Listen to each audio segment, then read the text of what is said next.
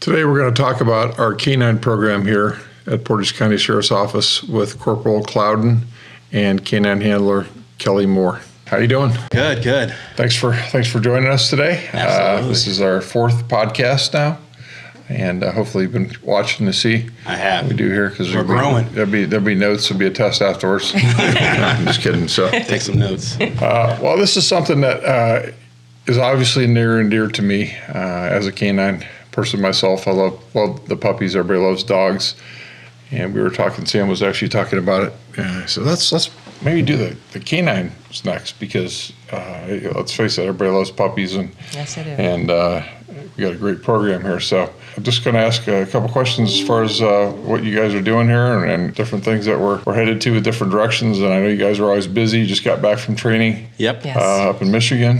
Yes. I heard that was a lot of fun. It was. Yes.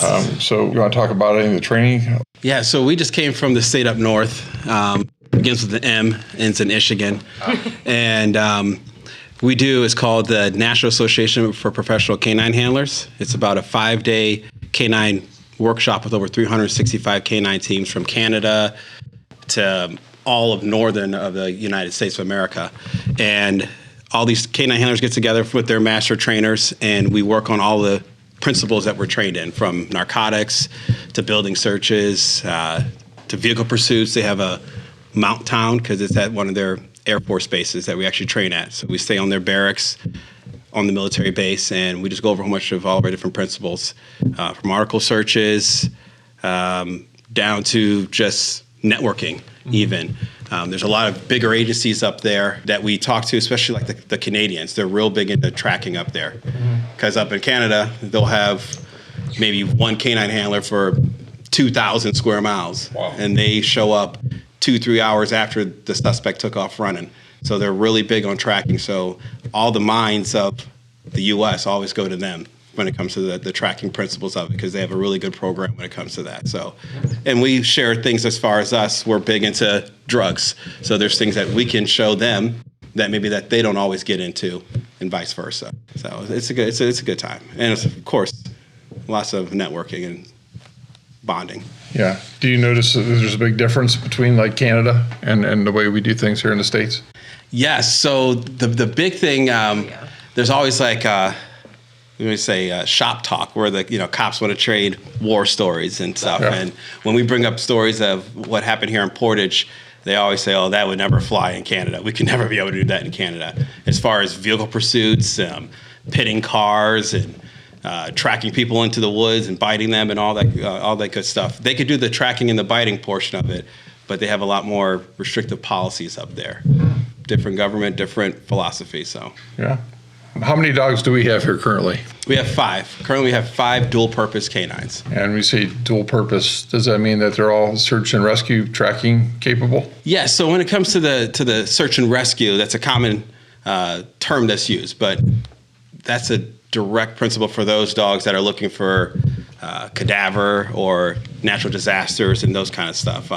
Our dogs, when it comes to the searching part, it's searching for that human odor. It's not usually searching for decomposition or a dead body. So they're tracking live humans, whether they're walking through the woods, through the grass, or across a carpet. As the person walks, they're shedding their skin cells and their rubber soles of their shoes, or if they're barefoot, and that's what the dog's picking up on, that plus the human odor. You talked about shedding the skin cells, and that's something that you talk about regularly. Well, explain to people what that means, because there's a lot of people like, I never thought about that before. So, right. So as we walk and as we move and just live life as a human, our skin cells from our face, our hands, our arms, legs are slowly falling away. So when people think about like touch DNA, oh, they touched it and there's some DNA left over. Similar principle in the aspect of we're shedding our own human skin cells each and every time that we move and we just live life. Whether that's dropping hair. I know my house with my wife, every time she brushes her hair, there's probably like a pile on the ground. So if you're walking and you're shedding your hair, you're shedding your skin cells, the dogs are picking up on that human odor off those items. People spitting when they're running. Yeah, people spitting, sweating, dropping sweat as they run. And especially if they're out of breath and they're scared because they don't want to go to jail and get fined by us. Yeah, they're definitely sweating.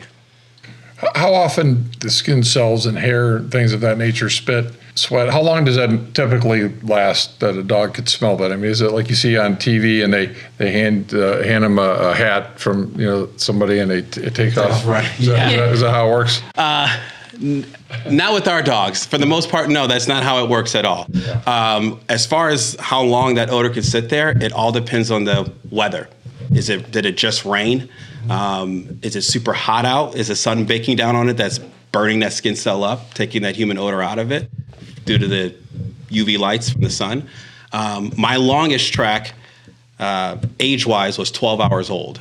And that was with my first dog, Canine Felon. We had the serial rapist that was raping women down in the bike trail. In the bike trail, yeah. Yes.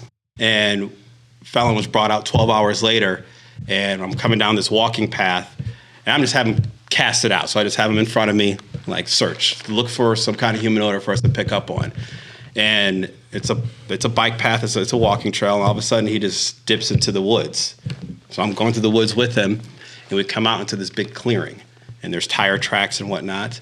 Come to find out, the suspect, after he was caught and interrogated, he admitted that that's where he would park his truck, and then he would walk through the woods onto the trail and assault his victim and then flee back into the woods. So we knew where he was leaving at the end of these heinous crimes.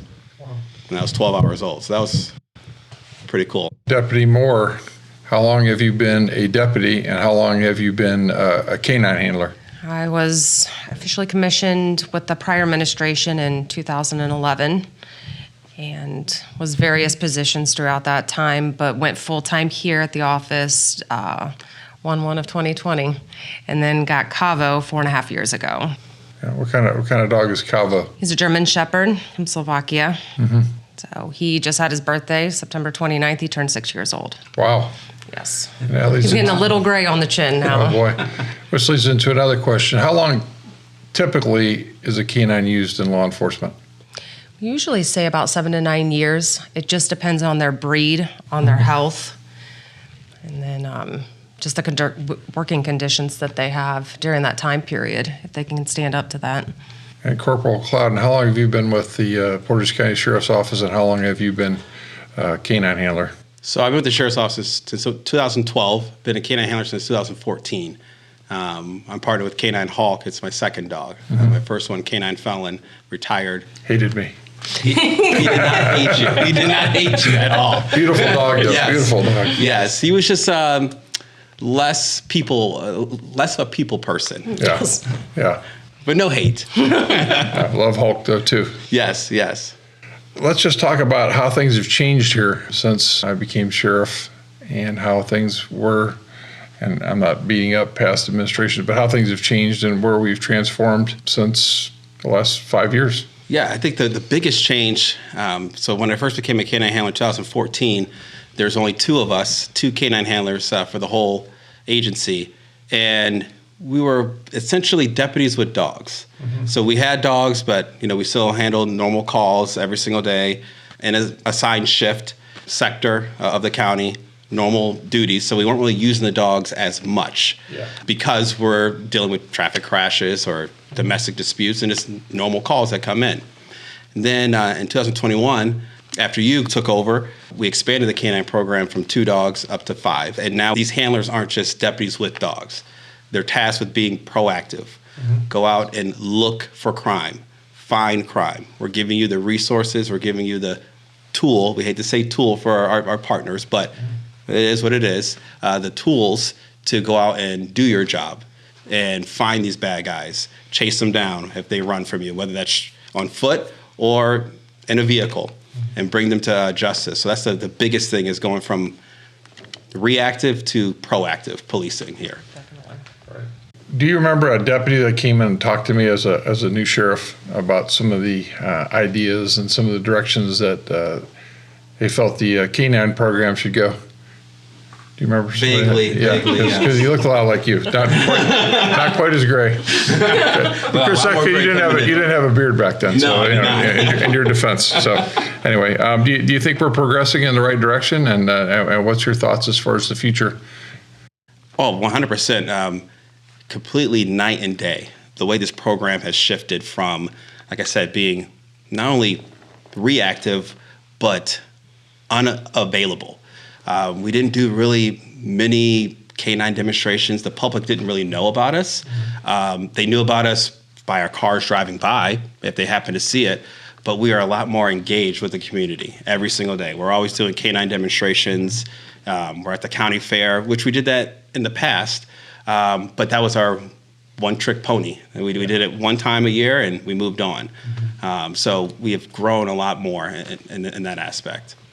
And Deputy Moore loves to do the demonstrations. Yes, she just can't wait for the next one. So how do we do that? How do we go about, say I'm an organization, and I'd like to maybe get a canine demonstration. How do I go about that? So we always tell everybody when we have people reach out to us to contact Corporal Clouden, and then he gets with his schedule of who's on duty, who isn't, and then kind of puts it together. Try not to create any overtime. Whoever is on duty is generally who handles the demonstration that's going on.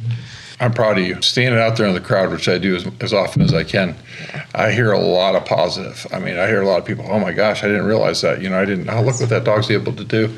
And you both speak very well. And when you go to these events, what's your feeling of self-accomplishment after you're done? Do you get a lot of people come up to you, at the end, and you always let them pet the dog if they want to? What do they tell you? They always say, that was very informative. I had no idea that's how it worked. We just thought that these dogs were maybe locked up at the sheriff's office and they didn't come home with you, and they just run around and they're vicious and they want to bite and attack everybody. And they also like that we throw some humor with it as well, because sometimes we're talking things that are over their head. Right.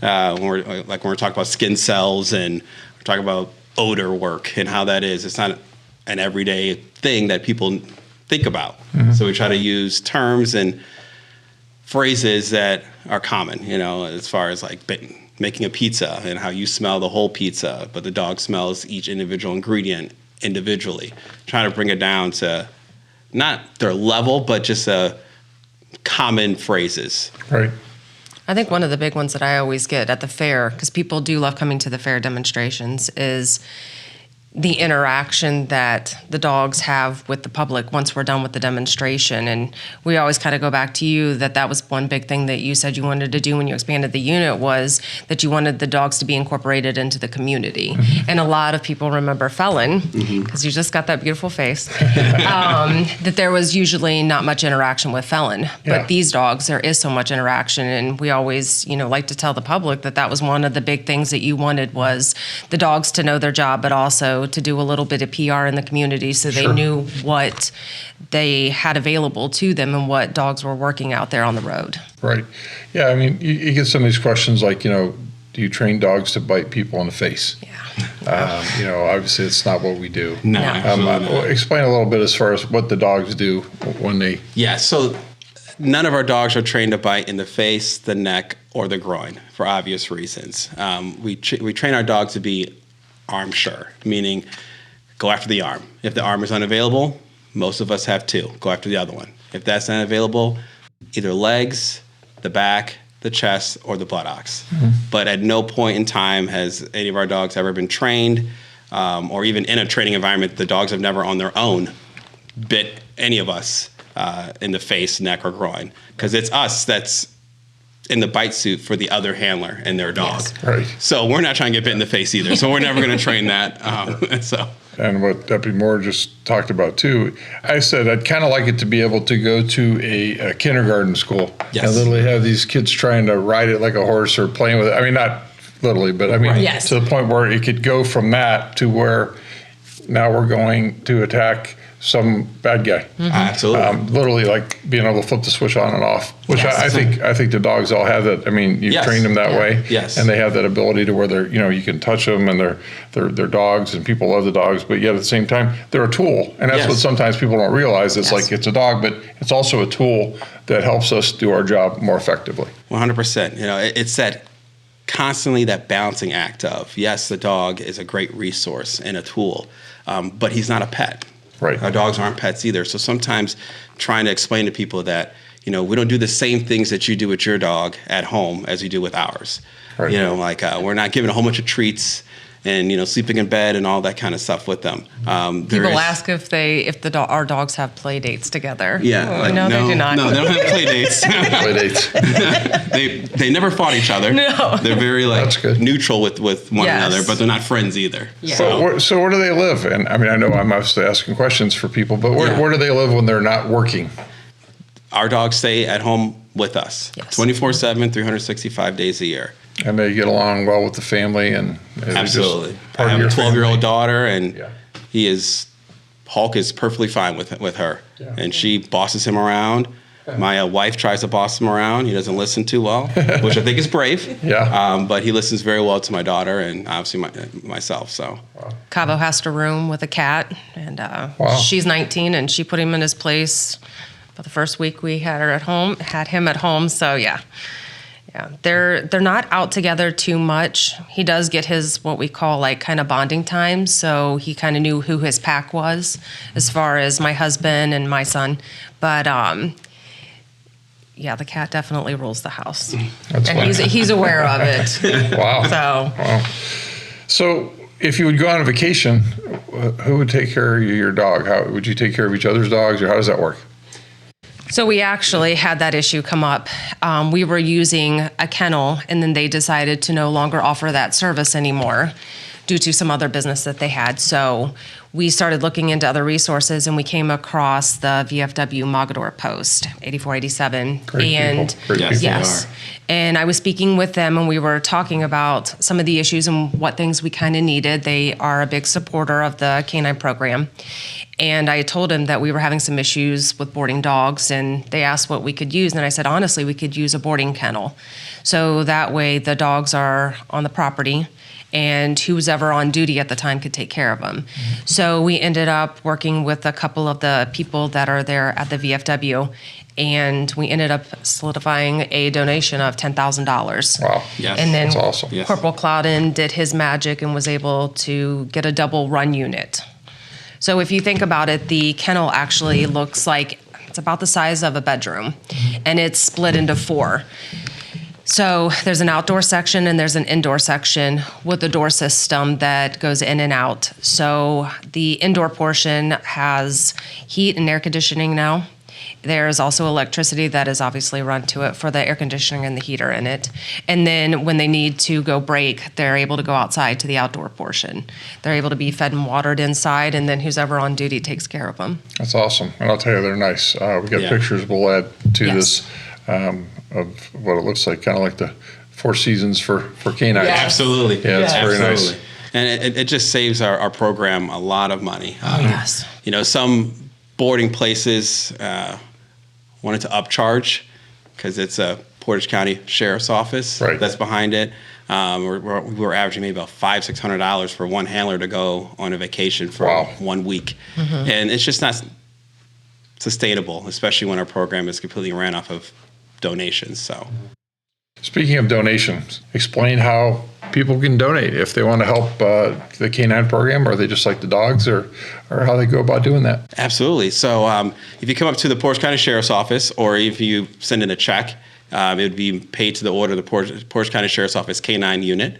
All of the money goes into the Canine Fund. It doesn't get used for anything else except to feed the dogs, vet care, our pension program, which I'm sure we'll talk about soon, and training equipment, from bite sleeves to bite suits to vests, the whole nine.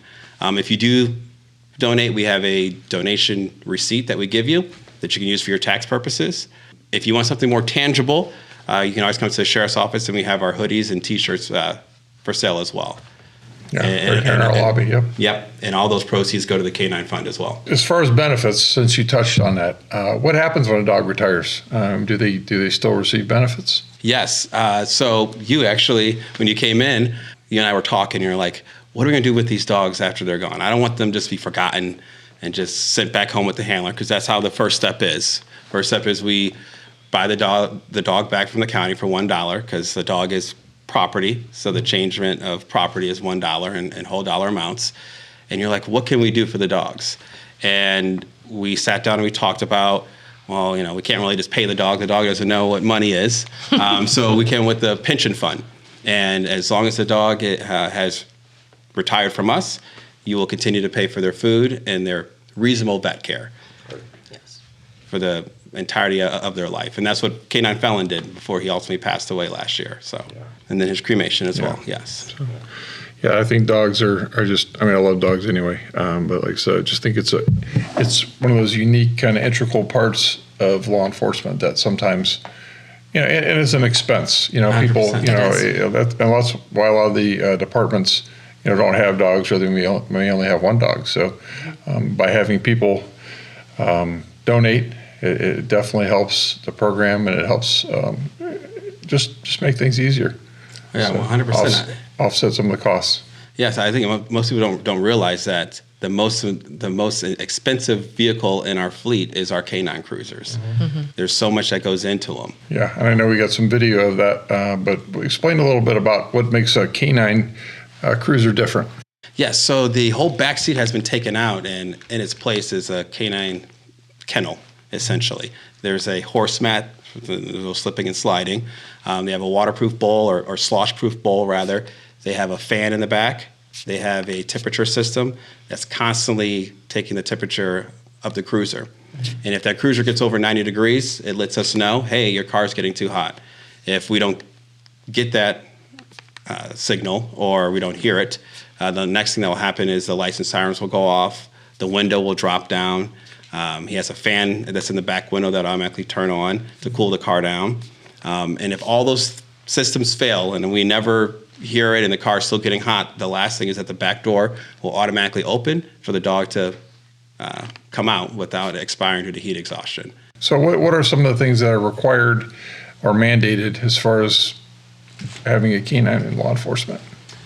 Ohio's a little more restrictive. We learned that at Alpena.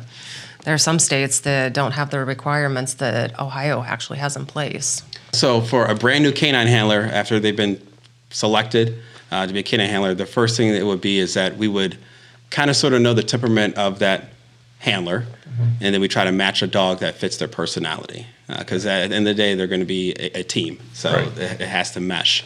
From there, they go to a canine academy, which is usually about 6 to 10 weeks, depending on the academy. And that's where they learn where to be a police dog, a sheriff's office canine. From there, the state comes in and they have to do a test. It's called certification test. If they pass it, then they're certified as a team. So that dog cannot perform its job without the handler, and the handler cannot perform his or her job without the dog. They are a team. Their certification is both of their names on it. Once that takes place, every 2 weeks, we're always doing more training. So the national standard is 16 hours of canine training, maintenance training each month. We do 18 hours. And then we always obviously go out to Michigan and do a whole week-long training there as well. So that training continues over and over and over again. And then every single year, the state comes back in to recertify us. So a lot of people think that once we get our dogs and we go to the academy, that's it. We do some training here and there, and then we're out on our own. But no, that's not how it is at all. We have to continuously train and maintain that training, and then we also have to continuously recertify with the state each and every year. What particular drugs are canines certified to look for? Yeah, so here at the Sheriff's Office, all of our dogs are trained in cocaine, crack cocaine, methamphetamine, and heroin. We don't do marijuana. We haven't done marijuana since 2021. Obviously, marijuana is legal now with rules and regulations, so none of our dogs are trained in that. And in fact, marijuana is used as a negative aid for us. So we'll hide drugs, and then there'll be like maybe hot dogs in one locker. We don't want the dogs alerting to food. And then we'll have like marijuana. We don't want the dogs alerting to marijuana either. So they've never been taught to look for weed for marijuana, ever. Okay. It's always been the complete opposite. We don't care about that. But marijuana is a gateway drug. So when we're finding cocaine and we're finding methamphetamine and we're finding heroin, we're also finding marijuana in these vehicles as well.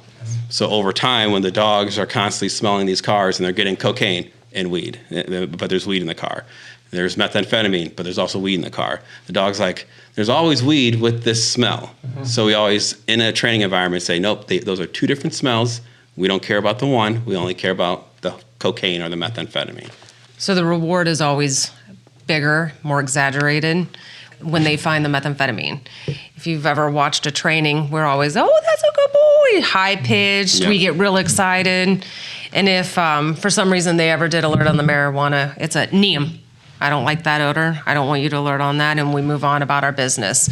And then they find heroin, boom, instant big praise, woo! And the dogs associate that with, oh, I love the way mom acts when I find cocaine Yeah. or heroin, but she doesn't care, and I get corrected if I alert to marijuana. So over time, the dogs have just learned that that's just something that they don't alert to. Let's talk a little about fentanyl. Now, fentanyl is a terrible, terrible drug, and everything is being laced with fentanyl now. I mean, even marijuana. So, being a very dangerous drug, not only to humans but also to the canines. What do you do? Just, I guess, as far as prevention, or how do you handle a dog sniffing a car that may have fentanyl in it? Unfortunately, that's one of those inherent risks that we take, but we like to take calculated risk, meaning that we would never put the dog inside the car if we see powder and stuff that's out. We're not going to do that because the dog's going to be searching with his nose, and we don't want them ingesting that. Same exact thing applies if we're going to a house and we're doing search inside of the house for drugs. We always walk through. Is there anything that's out in the open that the dog can get into? We've never had any of our dogs ingest any kind of drugs or have any kind of overdose. Thank God, knock on wood. But it is a danger. That's why each canine handler has Narcan for themselves, but they have double the amount of Narcan for their dog because it takes double the dose for the canine. Yeah. I mean, and the canines are expensive. Yes, they are. And you Yes. don't want to think about a dog dying anyway, just, Right. because, dog lover, but I mean, that's an expense. And unfortunately, I don't know what the answer is. Fentanyl becomes more and more increasingly in demand. Yes. So that means our deputies and canines, unfortunately, are going to run across this Right. more often. So There were some high school kids that we were talking to, and they were asking about marijuana with fentanyl and how they know that their person would never put fentanyl inside marijuana. And it's like, well, you don't know, first of all. an honest drug dealer. Yeah, exactly. Yeah. And second of all, people that are selling drugs, if they're selling marijuana and they're selling fentanyl, they don't have a separate scale for your marijuana versus the fentanyl. So there'll be fentanyl residue left on the scale, and they'll put the marijuana on there for you, and now you have fentanyl on your marijuana. And that's how these overdoses are happening to them.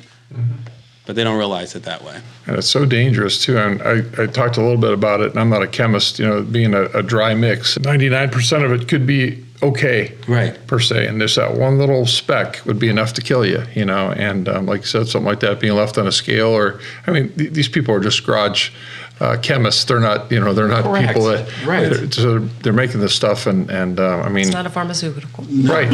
Yeah. And the not fact that Pfizer. there's kids out there that think, oh, well, my drug dealer would never place something, that would hurt me. I mean, that's, wow. Anyway, so what as far as protective gear do the canines have? Yes, so each of our dogs have ballistic and stab-resistant vests that they have. Each dog has had for whenever we're doing building searches or tracks for armed suspects. Deputy Moore actually helped raise the funding for that. You want to talk about the donation for that? Yeah, that came through the Republican Party. They ended up asking kind of what we needed, and at that time, the dogs did not have ballistic vests.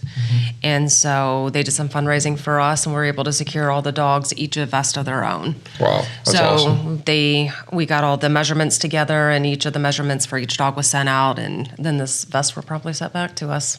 Wow. Which was fantastic. Measuring a dog is different. It's challenging. I bet. They don't want to stand in one place while you're running a line up to try to get from their neck down to their rear end. Like, what are you doing back there? Why are you there? Yeah.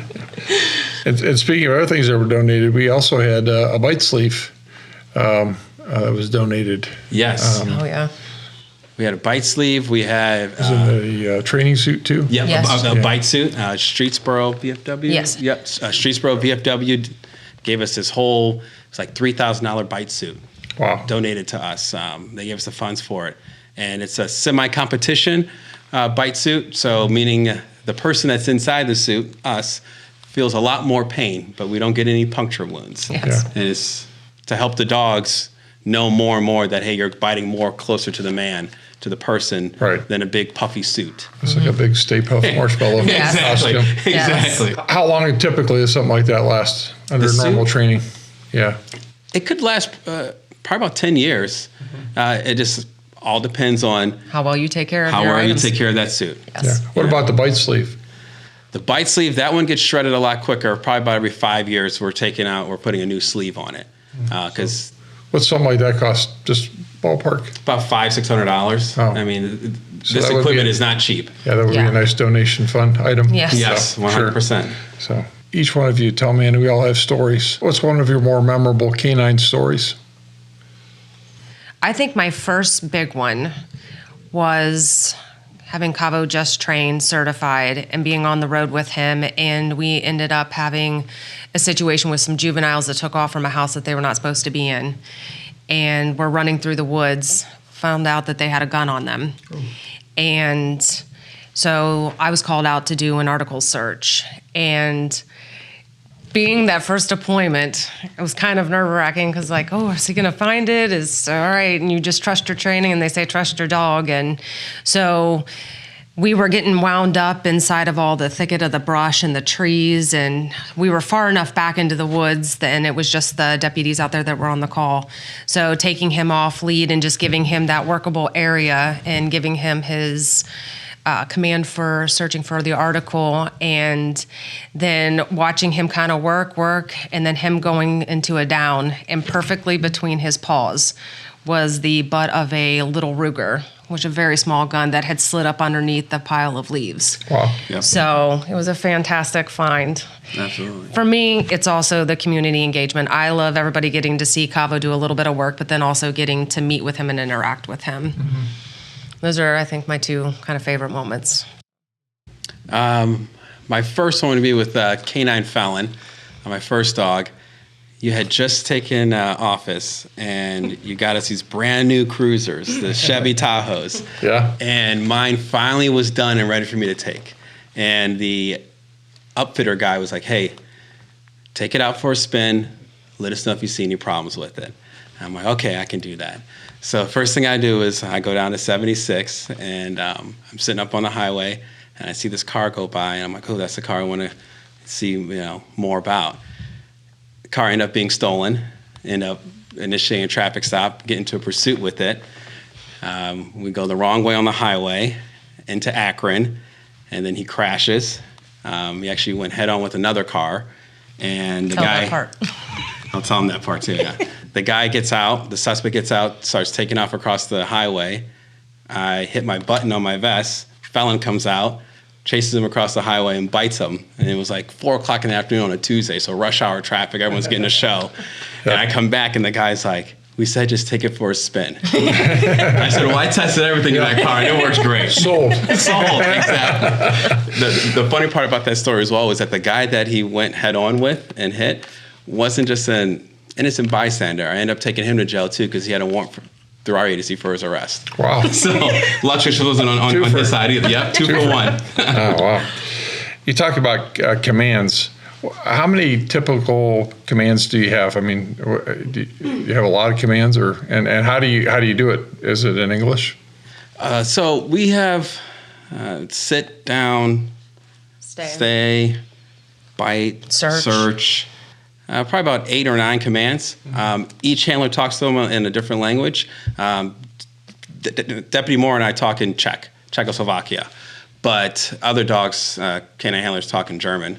It all depends on where the dog came from. So if the dog came, like our dogs came from Czechoslovakia, it's always heard Czechoslovakia, and so we just keep talking in that same exact language. It's nothing really to do with, so the bad guy doesn't know what we're saying, because these dogs know our voices. So if she told him and told Canine Hawk to bite somebody, he wouldn't do it. But if she told him to down, he might. So Yeah. It's funny, and I don't know if we'll use this part. We'll see how it goes. I don't remember the whole story. We'll see. But I remember you talking about a story where you testified in court, and someone was saying something in English that you were telling your dog to bite this person or something like that, and you had kind of laughed because you don't use English with your dog. Correct. So you remember the story I'm talking about? I believe so. I think they were talking about me saying felon, get him felon, or something to that effect. And my dog's name was Felon at the time. So I was just saying his name. I don't remember ever giving the dog a command in English that would mean anything. Yeah. So I don't know really what you were. There was a time where, and I don't know, maybe it was a felon, I don't know, but there was somebody was saying that you were saying keep biting him, or keep telling a dog to bite or attack or something, and you're like, under testimony they were saying, well, what was he saying? He was giving direct orders to keep biting him, and they said, well, how did he say it? He said, just like that, keep biting him, or whatever he was saying. Yeah. And then he said, well, that's untrue because I speak. I think that was the guy on 76. Yes. Felon's bite command was Pocken. So Pocken? Pocken, yeah. German. Yeah, German. He was in German command. So when I first got Hawken, he's in Czech. And I had both dogs at home, and they're messing around. I'm yelling. He's like trilingual over Yeah, here. on the wrong language, and Hawk's like, I don't know what that means. So it was a great time in the household. Yeah, I bet. As far as the doors popping automatically, say for whatever reason, one of you would be in an assault situation and you're fighting for your life. Yeah. Do you have to reach up and hit something, or does it automatically at some point? There is a button on each handler's vest. Where that handler puts it on their vest, it's usually center line, so they can get into it with any hand that they're using. And they hit that button and the dog comes out. None of our dogs are trained to immediately come out and bite. They're trained to come and first find mom or dad. And then if mom or dad are fighting with someone, then they will bite then. But the last thing that we wanted was for us to be far away, and that's happening, but there's someone closer by that's not the handler. And we hit the button, the dog comes out and immediately just bites the first person he sees. So if you would be unconscious, say somebody's on top of you, hitting you, or whatever, or you're not able to give a command because they're choking you, what does the dog do? So if we are unable to give a command and someone is actively fighting us, choking us, and we hit that button and the dog comes out, the dog knows, bite. Okay. We Bite that person. go over that in training for handler protection, and it's part of our certification as well. Yes. Now, both of you have been deputies without canines, so how does having a canine enhance or make your job easier? For me, it's always having that partner with you. You're never by yourself. There's been plenty of times where I'm dealing with people that really just made the hair on the back of my neck stand up.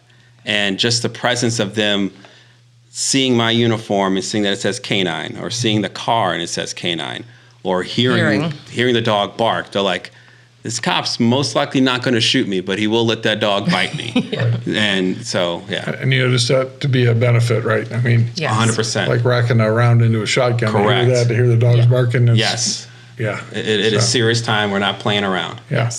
Do you notice that, like, when you command somebody who, for example, doesn't want to get out of their vehicle, and you say, what happens? You say you got someone who doesn't want to get out of their vehicle. What do you tell them? I think that was one of my last reviews you did for me. Was I get a lot of compliance on my traffic stops, and I give a lot of that to Cavo just because he is very vocal when you get near my cruiser. And so I do a lot of roadside talking and explaining stuff and why they were stopped and go into the law so they understand. But I do get a lot of compliance, and I think it has a lot to do with Cavo's presence. Yeah, if someone doesn't get out of the car, we always have three things that happen. We ask, we tell them, and then we make them. You have to get out of the car on a lawful traffic stop if a deputy is telling you to. It's been litigated in the Supreme Court over and over again, and the Supreme Court says that, yes, you have to get out of the car.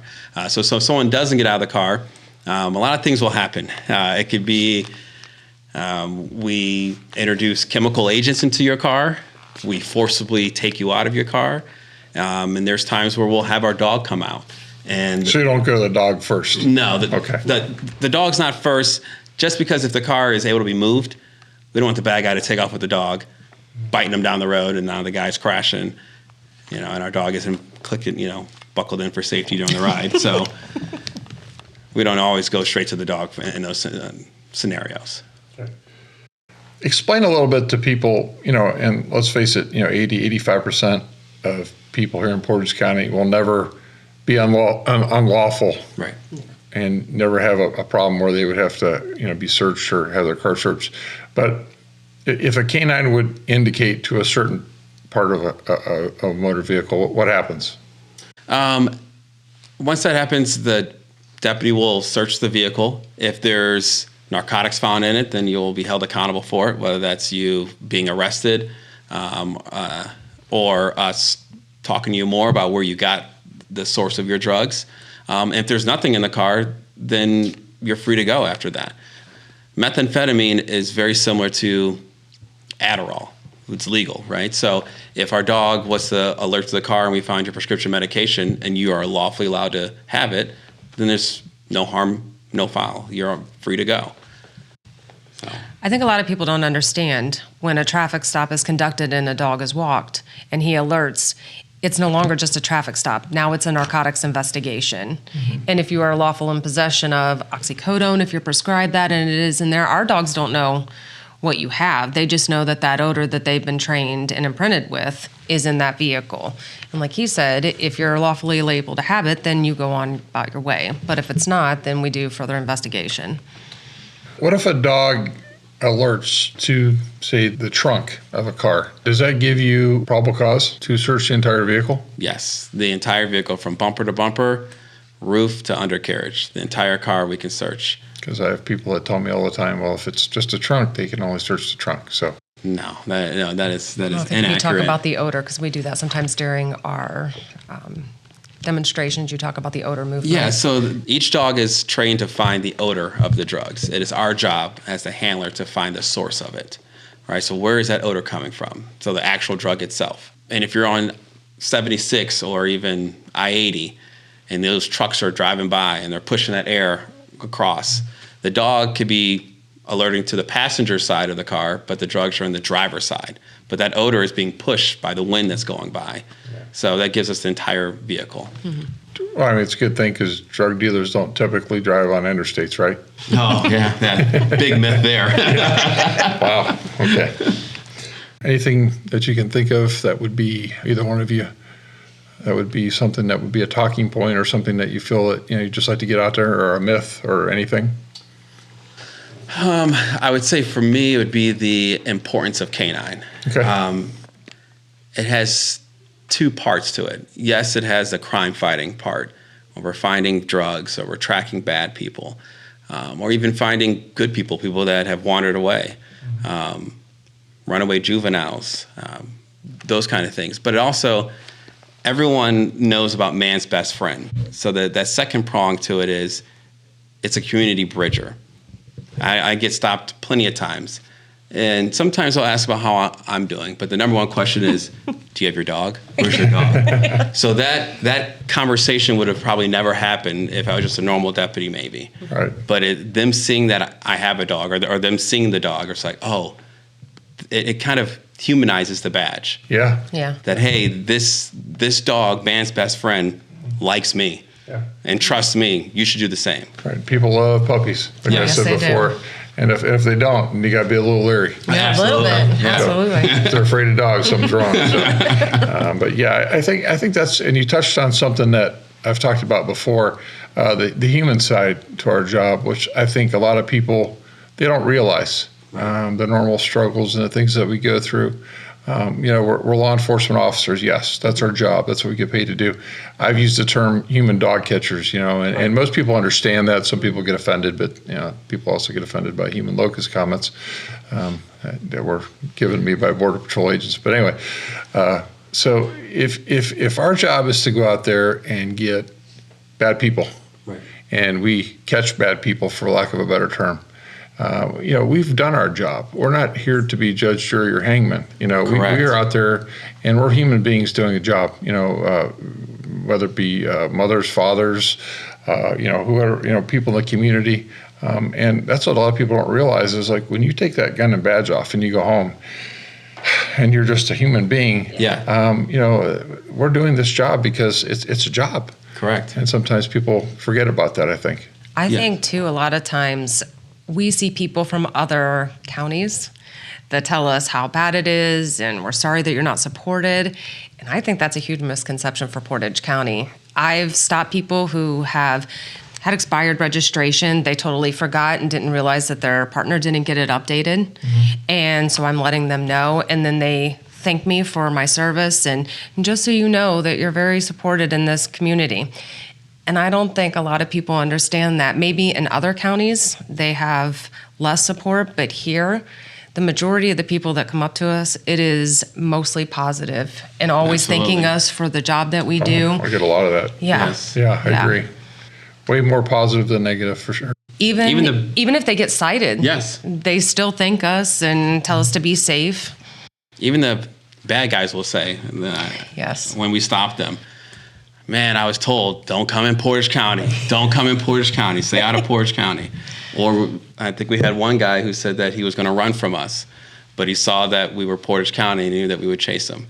So that I get a lot of people narrative that is cry on both my sides. stops. I don't know. Maybe it's, Yeah, I think you just have that calming effect for the shoulder to cry on. I don't get too many tears. Yeah, you don't get the tears. I don't get the tears. I get the tears. Oh, boy. Does that work? If you cried, does that make you? It's more not so do it? after the fact that they realize Oh. that they shouldn't have been doing what they were doing. So that's just another. Yeah. Yeah. Like, oh man, I did mess up and I Yeah. shouldn't have come through Portage. Well, some truth to that.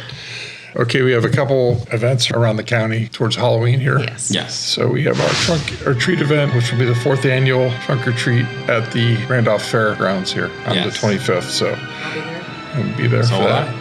And then there's also a trunk or treat event at Walmart, 26th on Sunday. We also have the first shoot with the sheriff event, which is basically an opportunity for kids maybe who don't have an area to shoot a shotgun or have never shot a shotgun before. We will actually have some shotguns if kids don't have a shotgun. They need to have a parent or guardian with them. The age group is going to be between 8 and 16, and that's going to be November 1st. Go to our webpage.